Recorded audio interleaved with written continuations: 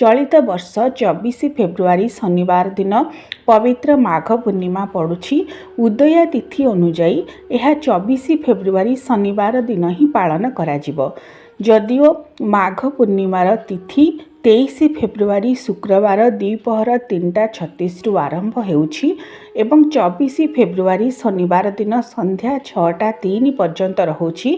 मात्र जेते गुड़ाए दिवसर पूजा सेतबेले आमे उदय व्यापिनी तिथि को आधार करी अर्थात सूर्योदय को आधार करी सही तिथि निर्धारित करिथाउ।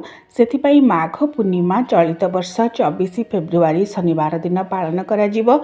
प्रयागराज कुंभ मेला ठारू आरंभ करी अनेक स्थान रे पालन करा जाउथिबा माघ मेला बा कुंभ मेलार परिसमाप्ति मध्य पवित्र माघ पूर्णिमा दिन होइथाय।